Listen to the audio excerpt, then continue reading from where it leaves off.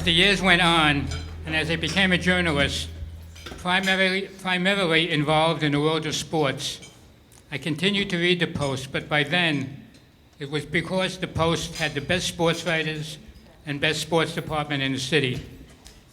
Actually, I did read it for one more reason, for a very funny column called Strictly for Laughs, written by one Joey Adams. And now I read it for another Adams, Cindy, the gossip columnist who was described last year by the Times as the last newspaper gossip columnist of the old school in New York. She has been writing her column for the Post for 36 years. 38.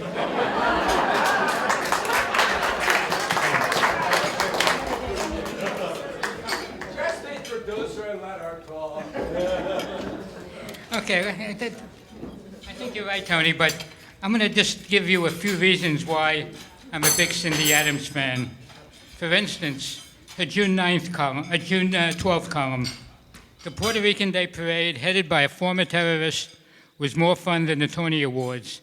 And shorter, I got greater pleasure waxing my chin. And how about Nashville can't take a joke? That's Nashville with an O. Nashville types are publicly complaining about what they call the S-T burger column I wrote about Nashville. I'm stunned.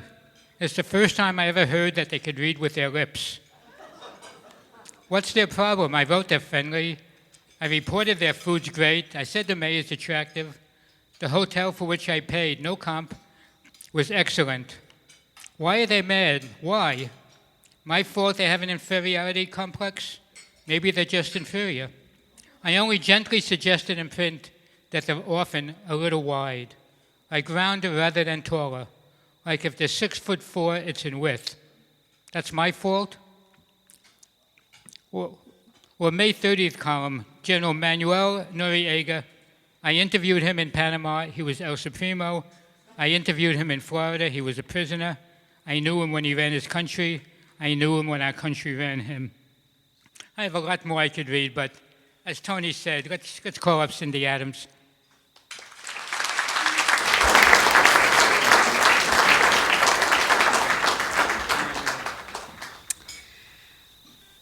Thank you.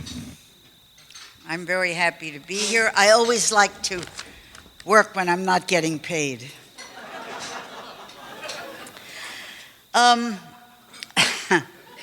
I asked, how did I happen to be so honored to be doing this? And he says, oh, they all wanted you, everybody voted, it wasn't an accident. Also, what he didn't mention is that I think Billy Bush copped out. So that's how you guys happen to have gotten me. They want to know how long I've been at the Post. 38 years. I actually knew Lincoln. That's how long I've been there. And I also knew my friend Myron. You also know Myron. Myron's been there even longer. Myron has been at the New York Post before Alexander Hamilton founded it. If you actually take an enlargement of the Last Supper, Myron is third from the left. He's the one who nudged me, from You Like the Jewish Newspaper, he nudged me to come and do this. And he said, all you need to do is maybe 20 minutes. How long are you guys going to do this with the food? Can you not stop doing this with the food? Believe me. Okay. You needed another 3 minutes before we... Myron said all you really need is 2 minutes. He says it's 20 minutes you should do, but maybe it's just 2 minutes to start it. 2 minutes? I should do just 2 minutes. I've been at the Post for 38 years, 2 minutes. The last time anyone ever gave me 2 minutes was on my wedding night.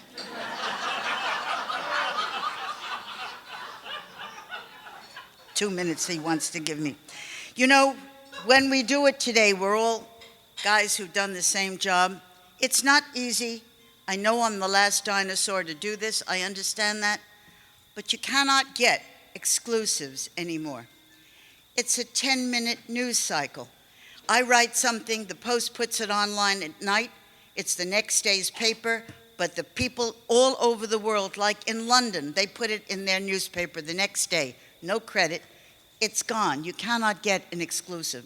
About all you can do is what I do, is let your fingers dance on the keys.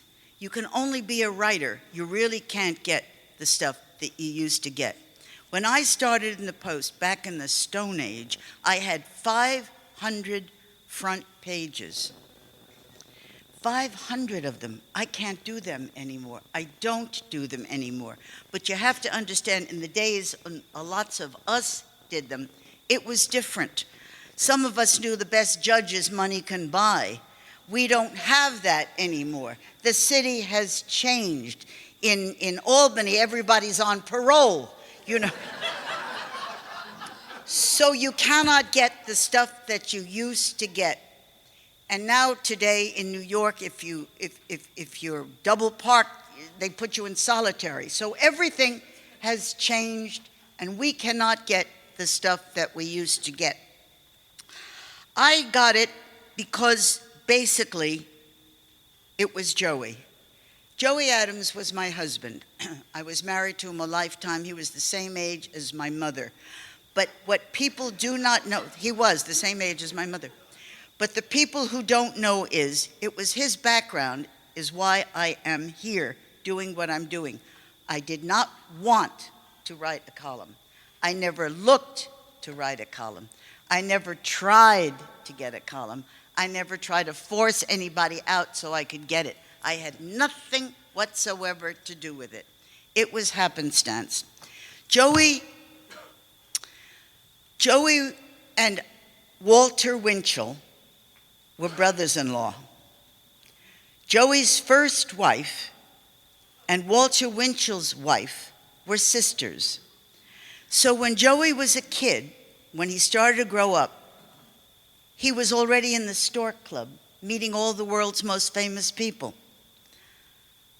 So he started knowing everybody. Then there's a second thing. Joey was the adopted son of Mayor LaGuardia. He wasn't legitimately adopted, but he was familially adopted. He lived in their house.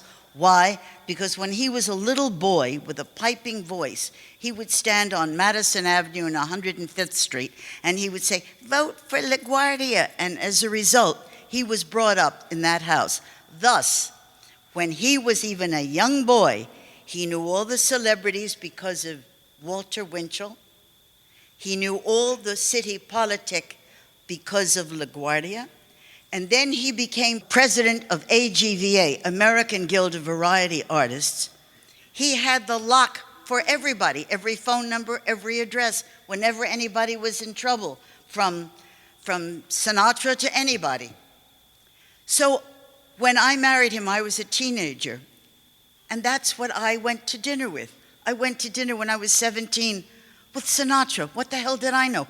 He said to me, "Hey, kid, how do you get through the night?" What the hell do I know? I'm 17, I go to sleep. That's how I get through the night. So he said to me, "Well, what I do is, it's Jack Daniels. It's whatever gets you through the night." I said, "Yeah, well, okay. It's okay for me." But that was the world that I accidentally found myself in. Joey had worked in nightclubs all his life. We had them those days in Cincinnati, in Chicago, in Detroit, wherever. And they were all owned by the people whose names you don't mention, you know, those kinds of things. I actually had a large cache of jewelry stolen one day. We didn't know where it went. Joey made a phone call. It came back the next day. We don't know how, but those were the days I was brought up in. Those were the days I understood. We'd go into an Italian restaurant. I'm a kid. We'd go into an Italian restaurant, and if the owner was there, he would bring out a bottle of wine, put it down, and say, "A bottle of red courtesy of J.G." Got it. But I didn't know that. I didn't know who these people were. But that's how I started. Now I cannot do those things. Now nobody can do those things. Now you can just do lightweight things or do something that's kind of amusing. Here's how I got on the paper. It's a long story. I'm going to tell it short.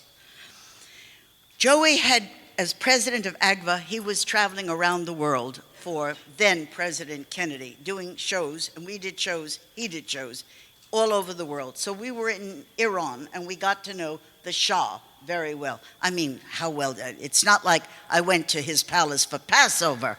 I don't mean that. But I knew the Shah, and whenever I was in Tehran, Joey and I went there every year. We were received by their majesties in the palace. Whenever they came here, they allowed us to come visit them. Thus, I knew them. It's not that they thought I was a brilliant genius reporter. They knew I was not. They just knew I was that sort of fun American lady they could have a laugh with. Fade in, fade out. The Shah is dying. He is now in New York Hospital. He had been thrown out of his country. I was there when he was thrown out. He had been thrown out of his country. He's now in the United States. New York doesn't want him anywhere. He is dying. The press was ringing the hospital like they're doing now with Donald. They was ringing the hospital. Nobody could get there. They were even trying to interview somebody with a bedpan 5 floors below. So, I was asked by his twin sister, Princess Ashraf, who made a phone call to me. Of all the most ludicrous things you can imagine, me, a nobody, I wasn't on the paper, I was nowhere. I was then doing columns for a weekly called Our Town. You know Our Town, the weekly? I was doing a gossip column. I'll get back to the Shah in a minute. I was doing the gossip column, for which I was paid $5 a week. Not steady. Half the weeks they didn't pay me. And so I was doing that, and I was doing such hard-hitting, thought-provoking, incisive, in-depth think pieces as, where does Lawrence Welk go from here? That was for TV Guide, for which I was paid $200. That's what I was doing. So I was not anybody. The Shah knew I was not anybody. But he was dying in the hospital. Nobody that he could be amused by. So his twin sister calls me at home and says, His Majesty would like to see you. His Majesty would like to see you? You're joking, His Majesty. I'm busy, I'm just talking to the Silurians. I can't come to see His Majesty. So I said, okay. Now that night, you would know these people. You know Dunleavy. You know Roger Wood. Roger Wood was then the editor-in-chief of the New York Post. I was not on the New York Post. Joey was then on the New York Post writing jokes. We were having dinner that night that his twin sister called me. I was having dinner with our editor-in-chief, Roger Wood. I called Roger Wood, and remember, everybody's ringing the hospital trying to get in. And I said, I can't have dinner tonight, Roger. So he says, he spoke British. He says, and why would that be, darling? I said, well, the Shah has asked me to come over. So he thinks like I'm some sort of a lunatic. He said, what do you come where? I said, to the hospital. So he's treating me now very carefully, like I'm going to break, like I'm an imbecile. And he says, yes, well, very well, darling. Possibly you might give us a call after you come home from the hospital. I said, yeah, sure. Well, $5 a week is all I knew was getting anyway from the weekly. I go up to the hospital. This is how I got on the Post. He was in a double room, a huge suite, all alone. Now this is the Shah and Shah. Me, what the hell am I doing there? He was sitting in white silk pajamas that were rumpled. His feet were in slippers, they were falling out. Nobody was there but me for 2.5 hours. And on the wall, as far as you could see, was a banner in color of a of a gorilla in heat with fangs and his teeth like that, and underneath it was the legend, "Cheer up, things can get better." Now, I don't understand, I was not anybody, but I understood that this was one of the most famous men in the entire world whose time was checking out, and I was the only one there, seeing this. So I come back after 2.5 hours, and I call the Pope, Roger Wood. And he says, is it, he's stuttering, he can't believe it. Is it possible, darling, that you might be able to write this? I said, "Yeah, well, yeah, sure." So he puts Dunleavy on to help me. Dunleavy, who was never sober and wasn't that night. I said, "Forget it, I'll do it myself." Anyway, I did it. That was in 80, 79, 80, 81, I don't remember. Huh? 70, how do you know sitting there? I heard about it from somebody. You heard about it in 1979? You remember? I wrote about it and I don't remember. Okay, 1979. So it was a world exclusive. Went all the way around. It was front page, for which they never paid me, like tonight. And they sent me flowers, which were very cheap. It looked like soup greens. That's the... And after that, Roger Wood came to me daily, weekly, time after time, week after week, for 2 years, I think, from 79 to 81. I did not wish to do a column. I didn't know how to do a column. I didn't want to do it. These were my friends. I wasn't sure, and I said no. But remember, Joey, to him, a Walter Winchell was the most important dinosaur that ever walked the earth. And he thought that's what I could be. I didn't get to be that, but that's what he thought. And so in 81, I joined the New York Post. Okay, there were some funny moments. 5 more minutes, and what should I do? I don't want to do anymore. But it was funny. You don't have trace against. Keep going. I got to go home and work. I have to get it for money. Some of the things are funny. Some of the stories that we've all lived through are sort of funny. I mean, I'm in a hotel in the Montage Hotel in Los Angeles, Beverly Hills. I go in the elevator, Robert De Niro's in the elevator, and a little old lady with bandy legs and white hair, and she's shaking, and she comes in and she looks, she doesn't care about me at all, and she's looking at De Niro, and she looks, and finally she says, "Aren't you Dustin Hoffman?" And Robert De Niro said, "Yes, ma'am, I am."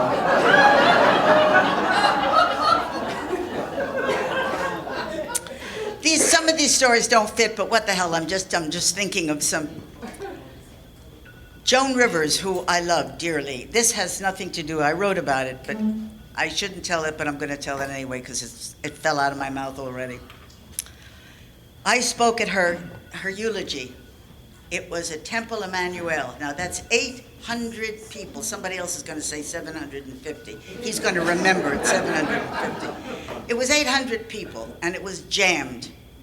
And there was a story that had happened that I remembered, and I was asked to speak. And I knew she was a comedian, and I thought, it's bad enough, but I'm going to make people laugh. And I told of a story that happened with Joan Rivers. Now, Joan and I traveled. We were together constantly. I knew her 50 years. We went on holidays together. We knew everything about each other. She believed in ghosts. She was her own person. One day, now, let me set the stage. I'm up on the altar or the bema, whatever you call it. I'm on the bema, on a pulpit, and I'm standing.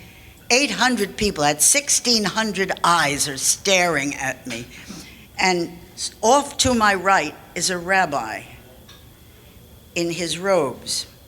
And next to him, a second rabbi in robes. And they're staring at me. And I thought, you know, sometimes something goes through your head, an electric shock, and I thought, I shouldn't be doing this. But something stopped me, and I went and did it. And I said, I'm going to tell you this story about Joan Rivers. And I looked over at the rabbis, and they didn't know what I was going to do. And I said, one day Joan Rivers comes up to my house, and she's wearing a big black eye patch across one eye. And I said to her, Joan, why are you wearing a big black eye patch across one eye? And she said, that's what happens when you spend a whole night pleasuring Al Roker. This is what I did at Temple Emmanuel. This is because I have no taste and no class, but I remembered the story and it came out of my mouth. I could go on like this. I'm not going to go on anymore. I've done it, and I think it's enough. What do I do now? I leave? Huh? What? Where? You're leaving? I'll get better. I'll get better. Where you go? You're leaving me? What the hell is that? Why is he leaving? Yeah, I knew you were going to do that. That's obvious. Well, the obvious thing that everybody here, every good left-winger here is going to ask me is about Donald Trump. I'm not going to talk about Donald Trump. Donald is somebody I have known all my life. I have known him since 1971. I stay away from him now because it's people like you who are going to shout out what about Donald Trump. I am not here to talk politics. I am here to tell you about my life story as a journalist. I have a credo that I tried to do. Brings up another story. Remember, many of you, when Bess Meyerson was on trial, she was going to prison. Bess was one of my close friends. Bess came, this has to do with this. When Bess left at 4:30 every single day from trial, she came to my house and she sat with me and we fed her chicken soup, tuna salad, all the rest of it. The editor-in-chief, whoever it was in those days, I don't remember, called me and he phrased the sentence. It was an interesting phrase. He said, "Can you tell us where Bess Meyerson is?" And I said, "No, I can't, because I am loyal. I believe no matter what my job is, I am loyal to somebody who has been my friend, and I always will be. And I never gave Bess Meyerson up. When the time came when she was going to do a story, a year later, I had the story, but I didn't give her up. It's the same thing now. You can go on with Donald forever, and we're all going on. I only know that when I was in need, he was there. When my husband was dying, and I moved to a new apartment, and I was all alone, and I didn't know how to do anything. I didn't know how to write a check. I didn't know how to do anything. I was a kid. He was the age of my mother, took care of everything. And now I'm taking care of him. And I moved into this apartment, and Donald came over with his people, and he put in the security system in my house to make sure I was safe. I'll tell you a half a dozen stories, all about who Donald did for me. So I am going to be loyal to him. That's what I'm going to do. Okay. Anybody else have any questions, Michael? I have a question for you that's intrigued me about all colleagues, whether print or broadcasting. Who's the most difficult person you've had to interview ever? Well, it was at the time, I did the life story of many a president, but I was involved with Noriega, who was not one of the cutest guys you've ever met, not really. But I knew him when he was in Panama, and I was scared. What was the name of the photographer who went with me? Do you remember the guy there? I forgot his name. It was arranged for me. How I arranged it is another whole, when you have another week, I'll tell you the story of how I got Noriega. But I'm going to Panama. We arrived in the middle of the night. It was black. The plane was black. The airfield was black. The streets were black. I was alone. I was scared out of my mind. I had never been by myself going to see a Noriega. It was quiet. Soldiers came into the car with rifles. They didn't speak United States. I wasn't speaking to them in great Spanish. I know how to say, "Give me the salt." It didn't come up at that moment. give me the salt. So there I am in the car. I don't know where I'm going. They don't tell me where I'm going. And I went into some area where the soldiers brought me, and I spent 3 days with Noriega. Okay, I wrote one story in the paper. So if you're going to hear the story I told, but it deals with your thing. I knew Noriega. I did a lot of stories with him. I was there when he went to prison. Now, fade in, fade out. He sends word he wants to speak to me. He is in prison. He is prisoner of war. You cannot get him on the telephone. You can't dial Noriega 6 and he's going to answer. It isn't happening. He's in jail. So you have to go through the Bureau of Prisons. You have to go through the State Department. You have to go through the War Department. You have to go through his lawyers. It takes weeks to set it up. But his family was in touch with me and they said, the general wants to speak to you. So this time I'm not scared anymore, but I mean, I don't know what he wants. So we make a date after weeks, we make a date to speak. But he calls too early, and I'm not home. 3 more months go by, and then he calls too late, and I've left. We couldn't get it together. Finally, through the lawyers comes word, the general needs to speak to you. Will you be in today? Yes, I'm in. And I'm all by myself with my little dog, Jazzy. Jazzy is 3.5 pounds, a Yorkie, sitting on my lap. So the phone rings, and I'm so excited. I think I can get finally a decent front page story again. So I pick up the phone, and I hear, she said, Cindy, it is the general. And I said, oh, General, I'm so excited to speak to you. At which point, my damn dog walks on the buttons of the phone and cut him off. And I never heard from Noriega again, and ever. And since he's just passed away, it doesn't look like I'm about to hear from him. Jerry Ashkenazi has a question. Hi, I've been waiting 50 years to ask you this question. I read your book on Sukarno many years ago, and you had said, I remember reading an interview that you gave afterwards, and you said that Sukarno sort of came on to you. Now, how did you put him in his place, and what were the repercussions of that? He didn't sort of come on.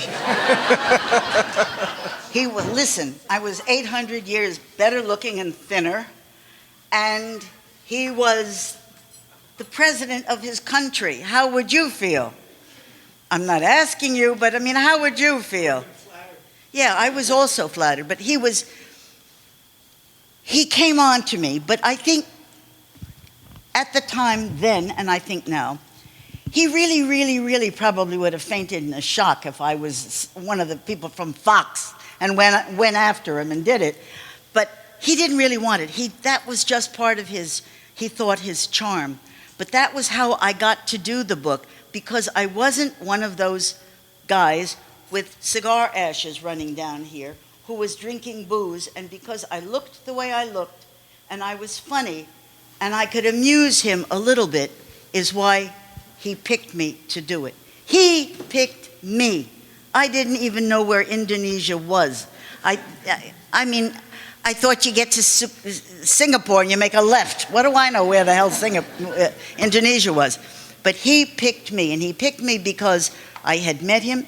I had done an interview with him when Joey was traveling around the world doing shows. And I remember asking him the question at the time, the first time I met him, I said, why do you wear the uniform? And he said, by rote, because I am supreme commander of 130 million Indonesians, and they need a symbol of authority to look up to. And I said, I don't think so, honey. I said, I think you wear it because you know damn well you look handsome in it. That was the beginning of a relationship, because he left. And then he went to the State Department and asked for me, just like the Shah. And I went and did his life story. But if you're looking for a second chapter, there was none. Okay, am I finished? Yeah, no, not quite. Almost. Close. I'm Alan Dodd-Frank. I've run into you many times, none of which you remember. One of my favorites may have been the acquittal party for Imelda Marcos. Oh, yeah, all these but I'd like you to get into that for a second, but first I want to say thank you for all the wonderful reporting you've done, some of which you've not been properly credited for. Thanks. since it was done as a gossip columnist. And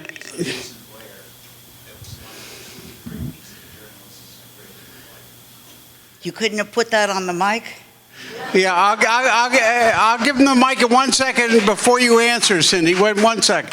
No. So I'd like you to address all that, and one more part of the question. So, I mean, ridiculous to ask a three-part question.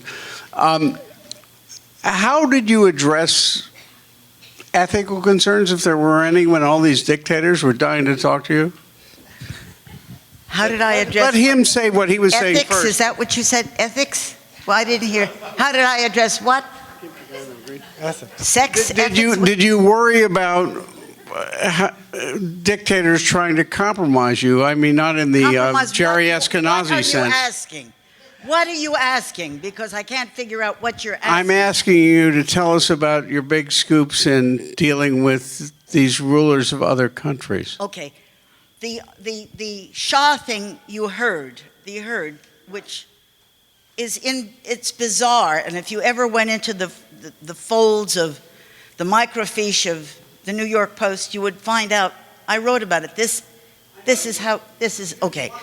Sukarno asked for me because I made him laugh, and because I wasn't that smart about Indonesia, and I wouldn't have asked him the difficult questions that a smarter journalist would have asked about his bad things and about his chicanery. I didn't know enough about it. I asked him the happy things. How did you get to it? He was an architect in college, but he couldn't be an engineer. In other words, he had the ability to draw the beautiful pictures, like he had the ability to draw the beautiful pictures of a country. But he couldn't do the engineering, he couldn't do the quantum mathematics to actually be an architect. It was the same thing with him as a president. He had the ability to, this is my country, you are my brothers, this is what we will do. But he didn't know how to do it. I didn't know he didn't know how to do it. I was impressed with the bluster. So he liked me because he thought, I'm not that bright, and it's okay, he can get away with it. As we went down, this was 4 years, as we went down and I learned more and I asked more and more questions, I got away with some of it. But I never was picked because he thought I would be brilliant. Marcos is another whole story. So Leona Helmsley and I, not easy to get that in a conversation. So Leona Helmsley and I, and then I got to go home, I got to work. Leona Helmsley and I it deals with Imelda. Imelda was a friend. All these odd people are my friends. Leona and I are sitting in her duplex at the Park Lane. The second floor, the top floor, she had an indoor swimming pool, like doesn't everyone? And we're sitting there talking. And I had been on trial every single day, every day with Imelda. Every day when she was on trial, I was there with her. I was there when she went to the hospital. I was there when she gave a party. By the way, when she gave a party, she said it was the King of Morocco who ordered the food to be served in New York. No, it was my caterer who got the food, but that's what she didn't tell anybody. So anyway, Imelda Marcos was on trial, and Leona says to me, how do you know Imelda? So she says, Imelda did bad things, like she's talking.